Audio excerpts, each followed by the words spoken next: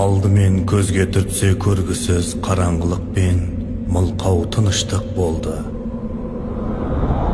Содан кейін бір тылсым күрсініс естілді. Бұл Тәңірінің тынысы еді. Сұрғылт түнектің арасынан ғажайып бейнелер көріне бастады. Кенет Тәңірінің тұңғиығынан 3 дене бөлініп шықты. Бұлар алғашқы адам, жылқы және қасқыр еді. 3 жұлдыз. Бұл белгінің астында туғандар киелі күшке ие болды.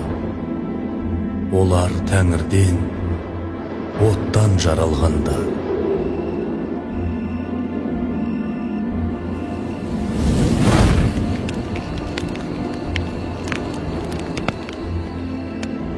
Бүгін хан ордасында мызғымас тыныштық орнаған. Қайралған суық қарудың, кісінеген аттың даусы естілмейді. Мылқау тыныштық. Бұл түн, қаралы түн. Сардарлар үнсіз, сарбаздар үнсіз. 300-дің айбынды ханы Абылайда үнсіз. Бүгін ханның сенімді серігі мәңгілікке көз жұмды. Бұл кәрі тұлпар көк балақ еді.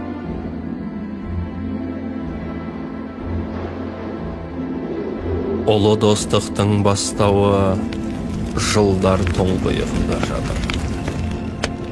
Ендеше артқа оралай.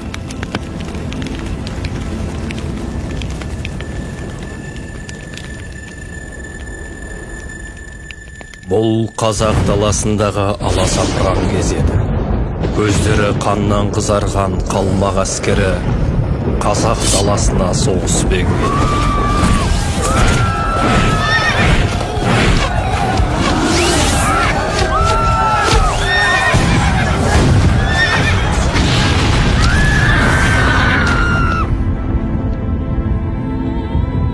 Адамдықтан безген жалмауыздар гүлге толы даланы күлге орады.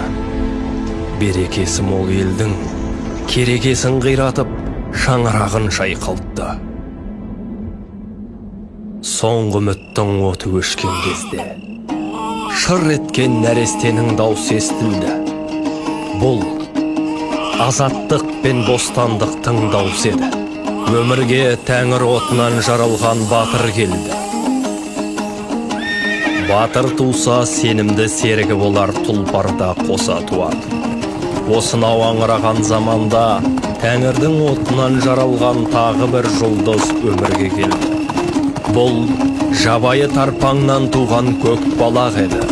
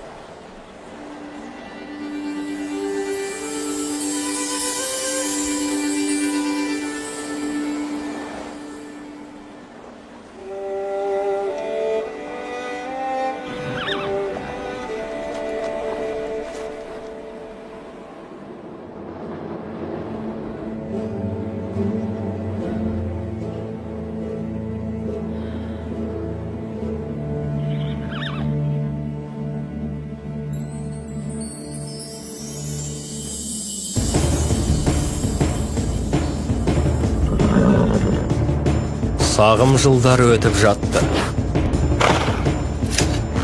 Көкбалақ өсіп арғымақ болды. Бала ер жетіп, құрыштай жігіт болды. Екеуі де туған жердің қасиетін бойларына сіңіріп өсті. Тау оларға сарқылмас күшін берді. Су тартылмас жігерін берді. Жел тоқталмас ұшқырлығын берді. Екеуі де ел қорғауға дайын болды.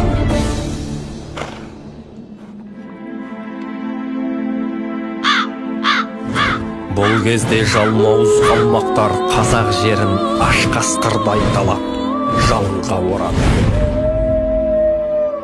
Басына қара бұлт үйіріліп, тарыдай шашыраған қазақ есін жиып, ақ тудың астына бірге бастады.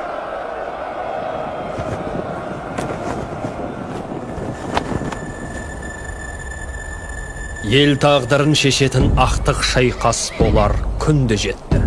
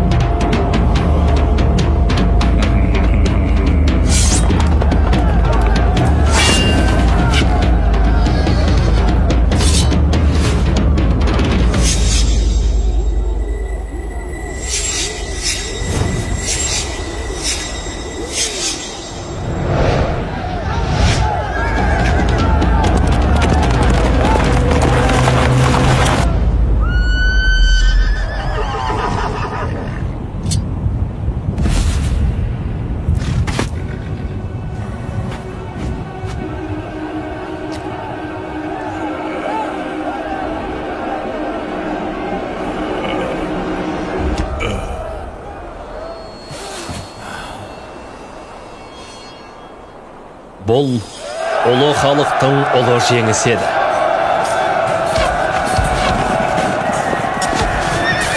Жұдырыққа жұмылған қазақ батырлары жау айбынын найзаға қадап, жауыздықтың қара туын құлатты.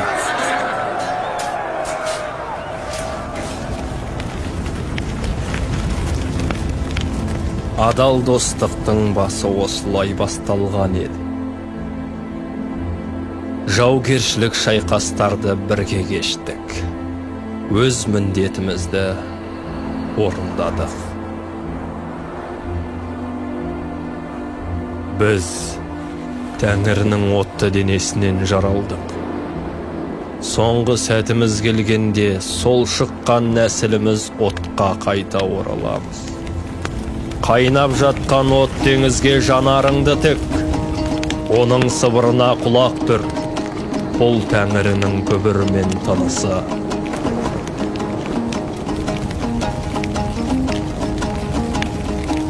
Хош бол, ұлы даланың ұлы ханы Абылай.